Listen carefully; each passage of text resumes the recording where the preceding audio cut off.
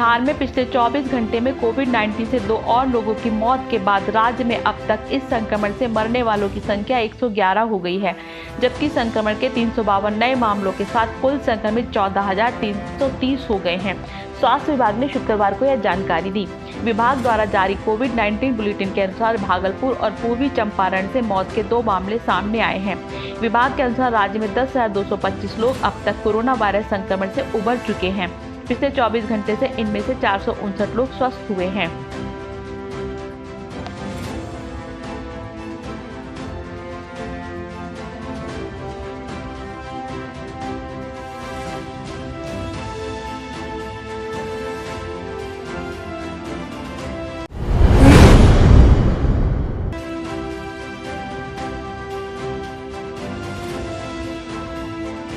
पटना में कोरोना संक्रमित मरीजों की संख्या में लगातार हो रहे इजाफे के बाद केंद्रीय मंत्री रविशंकर प्रसाद ने दिल्ली से टेलीफोन के जरिए बिहार के स्वास्थ्य मंत्री मंगल पांडे से बात की। बातचीत के दौरान उन्होंने पटना की पूरी स्थिति को जानने के बाद स्वास्थ्य मंत्री से कोरोना संक्रमण के इलाज के लिए पटना एम्स को कोविड अस्पताल घोषित करने का आग्रह किया। इसके साथ ही उन्होंने पटना के जिलाधिकारी कुमार रवि से बात कर कोरोना संबंधित उपचार और उसके निदान संबंधित सावधानी के लिए उठाए गए कदमों के विषय में जानकारी ली और उचित निर्देश दिया। बता दें कि आईसीएमआर ने कोरोना वैक्सीन के क्लिनिकल ट्रायल के लिए देश के जिन 12 संस्थानों को चुना है, उसमें पटना एम्स भी शामिल है। मिली जानकारी के अनुसार पटना एम्स में आज से क्लिनिकल ट्रायल भी शुरू हो चुका है।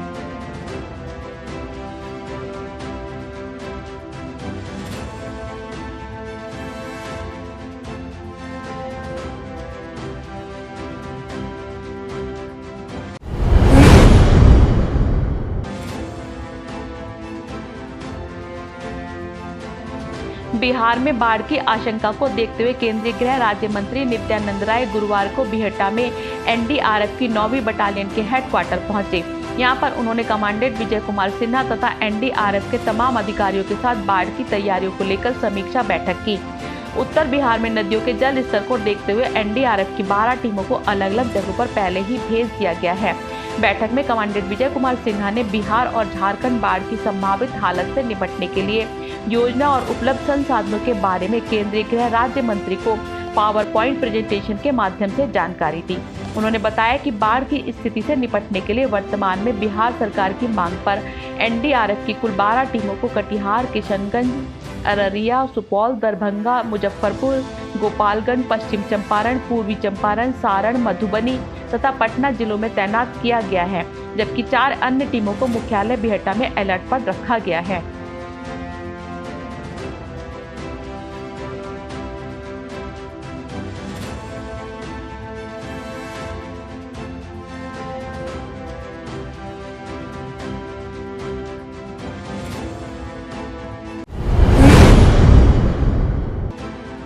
बिहार के नेता प्रतिपक्ष तेजस्वी यादव ने मंगलवार यानी 7 जुलाई को मुख्यमंत्री नीतीश कुमार पर आरोप लगाते हुए कहा था कि सरकार चुनाव की तैयारी में जुटी है, लेकिन लाशों के ढेर पर चुनाव कराना ठीक नहीं है।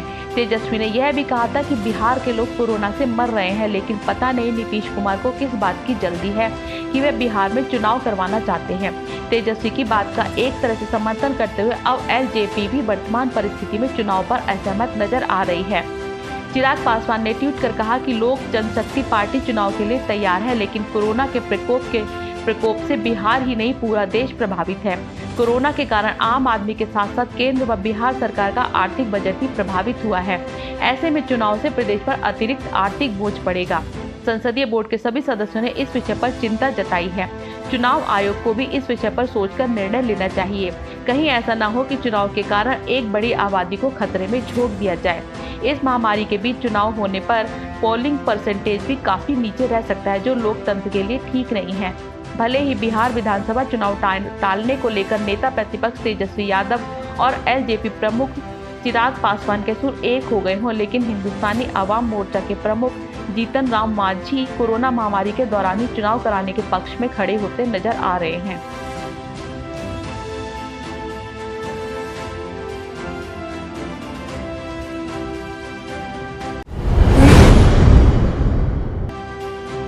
बेगूसराय में लगातार कोरोना वायरस मरीजों की संख्या बढ़ने के बाद जिला प्रशासन ने बेगूसराय में भी 11 जुलाई से 16 जुलाई तक लॉकडाउन लगाने का निर्णय लिया है। हालांकि इस दौरान निजी गाड़ियां चलती रहेंगी और बाइक चालक को किसी प्रकार के पास की आवश्यकता नहीं होगी। लेकिन साथ ही साथ डीएम अरविंद कुमार वर्मा ने अपील की है कि बेवजह लोग अपने घरों से ना निकलें। अगर निकलने की आवश्यकता हो तो मास्क का उपयोग जरूर करें। डीएम अरविंद कुमार वर्मा ने बताया कि बेगूसराय में अब तक 664 कोरोना संक्रमित मरीज की पुष्टि हुई है, लेकिन पिछली 4 जुलाई के बाद अब तक भारी वृद्धि दर्ज की गई है। महज 5 दिन में 170 मरीज पाए गए। इसी को देखते हुए जिला प्रशासन ने लॉकडाउन करने का निर्णय लिया है। बेगूसराय में अब तक 5 मरीजों की मौत कोरोना की वजह से हुई है। हालांकि ठीक होने का प्रतिशत भी तेज है। अब तक 476 मरीज ठीक भी हुए हैं। बेगूसराय में खासकर बलिया प्रखंड, नावकोटी प्रखंड और नगर निगम में कोरोना मरीजों की संख्या तेजी से बढ़ी है, जिसके बाद जिला प्रशासन ने लॉकडाउन लगाया है।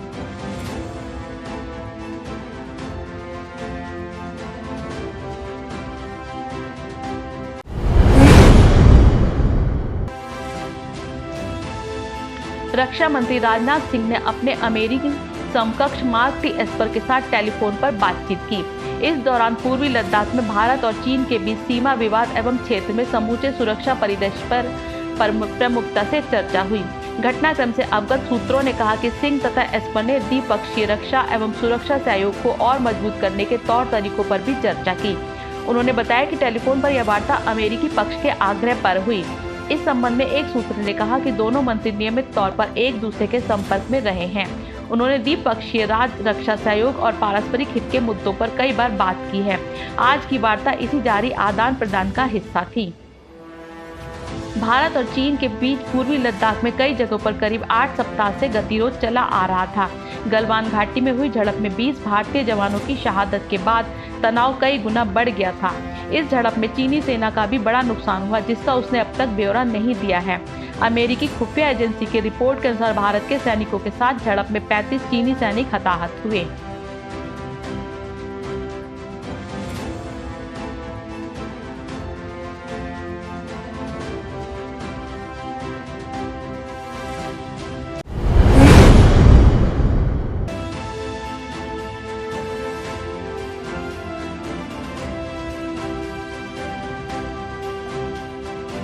एक संसदीय समिति को शुक्रवार को सूचित किया गया कि कोविड-19 के लिए टीके के अगले वर्ष की शुरुआत तक विकसित होने की उम्मीद है। विज्ञान एवं प्रौद्योगिकी विभाग, जैव प्रौद्योगिकी विभाग एवं वैज्ञानिक एवं औद्योगिक अनुसंधान परिषद और सरकार के प्रमुख वैज्ञानिक सलाहकार ने कोविड-19 के लिए केंद्र की तैयारियों के बारे में समिति को प्रस्तुतियां दी। ये प्रस्तुतियां विज्ञान एवं प्रौद्योगिकी विभाग, पर्यावरण और जलवायु परिवर्तन संबंधी स्थायी संसदीय समिति के समक्ष दी गई। वरिष्ठ कांग्रेस नेता जयराम रमेश समिति के अध्यक्ष हैं। रमेश और 6 अन्य सदस्यों ने बैठक में भाग लिया। सूत्रों ने कहा कि पैनल को बताया गया कि कोविड-19 के लिए कोई टीका अगले साल की शुरुआत तक ही उपलब्ध हो सकता है।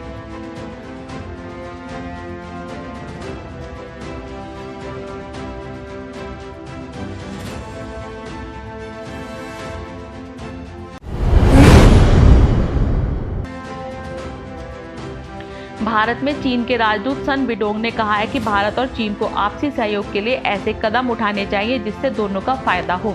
विडोंग ने एक बयान जारी कर कहा कि भारत चीन के बीच सीमा विवाद को शांतिपूर्ण बातचीत के जरिए ऐसा समाधान ढूंढना चाहिए जो कि दोनों पक्षों को स्वीकार हो।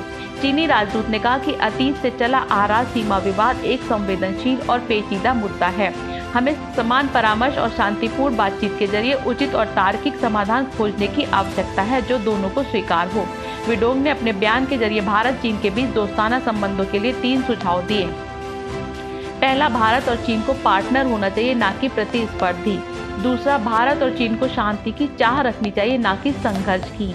तीसरा, भारत और चीन को पारस्परिक हित के कदम उठाने चाहिए, ना कि दोनों को नुकसान पहुंचाने वाले। विडोंग ने अपने बयान की शुरुआत पूर्वी लद्दाख की गलवान घाटी में 15 जून को भारत चीन के सैनिकों के बीच हुई खूनी झड़प के वाकये से की। उन्होंने कहा कि वे ऐसी परिस्थिति थी कि जिसे न भारत देखना चाहेगा न ही चीन। उन्होंने कहा कि कमांडर लेवल की बातचीत में हुए समझौते के आधार पर अब हमारी सेनाएं पीछे हट चुकी हैं।